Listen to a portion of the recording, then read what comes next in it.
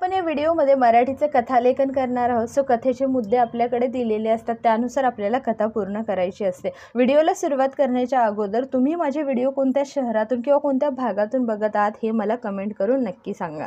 मुद्दे काय आहेत तर एक म्हातारा शेतकरी, पुष्कळ आजारी, 4 आळशी मुलांची चिंता, त्यांना बोलावणे, शेतात धन असल्याचे सांगणे, वडिलांचा मृत्यू, संपूर्ण शेत नांगरणे, धन मिळणे, मुले वडिलांवर क्रोधित, शेतात बी पेरणे, मेहनत करणे, चांगले पीक येणे, मृत वडिलांचे आभारी, खरे धन मिळणे आणि तात्पर्य सांगायचं आहे। सो मी स्टोरीला हेडिंग दिलेलं आहे शेतकरी आणि त्याची आळशी मुले। तुम्ही देऊ शकता शेतकरी आणि त्याची मुले, जे तुम्हाला योग्य वाटेल ते तुम्ही टायटल देऊ शकता।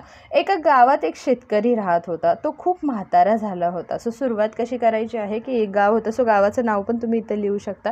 त्या गावात एक शेतकरी राहत होता आणि तो खूप म्हातारा झाला होता आणि पुष्कळ आजारी होता, म्हणजे तो खूप आजारी होता, म्हणजे तो कधीही मरेल अशा सिच्युएशनमध्ये तो होता। त्याला आपल्या मुलांची खूप काळजी होती, मग त्याला त्याच्या मुलांबद्दल खूप काळजी वाटायची, कारण त्याची मुले खूप आळशी होती, म्हणजे ते कष्टच करायची नाहीत त्याची मुलं। मरण्याआधी त्याने आपल्या मुलांना जवळ बोलवले आणि त्यांना सांगितले की पोरांनो, आपल्या शेतात कुटुंबाचा एक खजिना आहे। मग ते त्यांच्या मुलांना सांगतात की पोरांनो, आपलं जे शेत आहे त्याच्यामध्ये एक खजिना आहे, म्हणजे तुम्ही जसं शेत खोदाल ना तर त्याच्यामध्ये तुम्हाला खजिना म्हणजे काहीही भेटू शकतं। सो सोनं नाणं असं ठेवलं आहे, या पद्धतीने तो त्यांना सांगतो।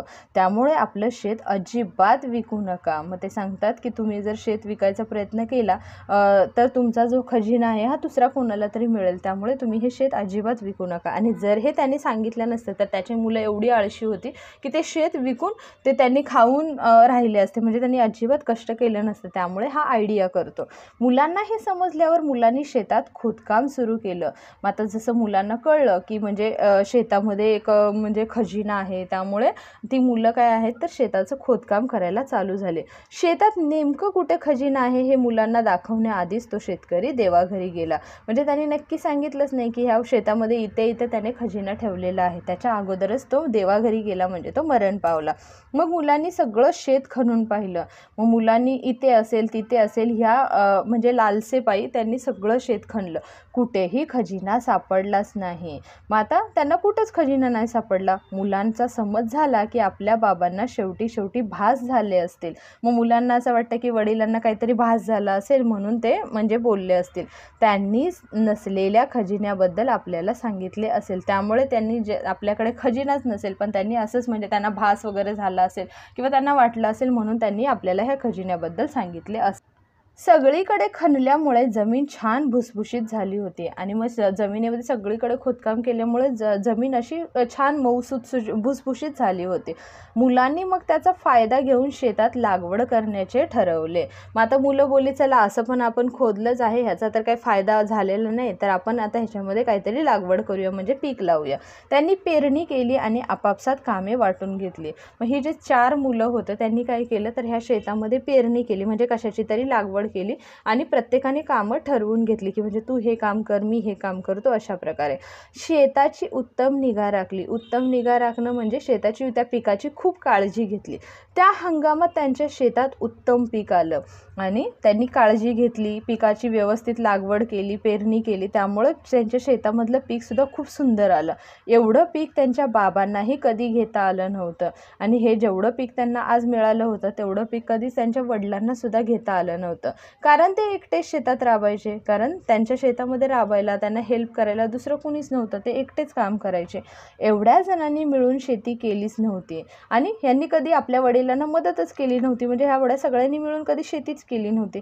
त्या पिकाची कापणी करून जेव्हा त्यांना त्याबद्दल भरघोस मोबदला मिळाला, त्या दिवशी त्यांना समजले की हाच तो खजिना होता। आता मग त्यांनी पिकाची कापणी केली, मग ती विकली, त्याच्याबद्दल भरघोस मोबदला म्हणजे त्याचे खूप सारे पैसे त्यांना मिळाले आणि मग त्यांना समजले की हाच तो खरा खजिना होता, ज्याबद्दल त्यांच्या वडिलांनी त्यांना सांगितले होते। मग त्यांना कळलं की खरा खजिना कोणता होता। आपल्या शेताची काळजी घेऊन ते त्यातून दरवर्षी हा खजिना मिळवू शकत होते। आता मग ते तसेच करायला लागले, दरवर्षी ते आपल्या शेतामधून उत्पन्न घ्यायला लागले आणि उत्पन्न घ्यायला लागले, म्हणजेच काय तर शेतातून पीक वगैरे वगैरे घेऊन ते विकून त्याच्या बदल्यात मोबदल्यात ते पैसे कमवायला लागले. त्यांनी आपल्या मृत वडिलांचे मनापासून आभार मानले. मग त्यांनी आपले जे वडील होते, स्वर्गवासी वडील होते, त्यांचे आभार मानले. सो तात्पर्य काय येणार आहे, मोरल ऑफ द स्टोरी ह्याच्यातून काय समजणार आहे, कष्ट हेच खरे धन आहे. म्हणजे जेव्हा तुम्ही कष्ट करणार आहात तेव्हाच तुम्हाला म्हणजे खरं त्याच्यापासून म्हणजे धन मिळणार आहे, किंवा कष्ट हेच काय आहे तर खरं धन आहे.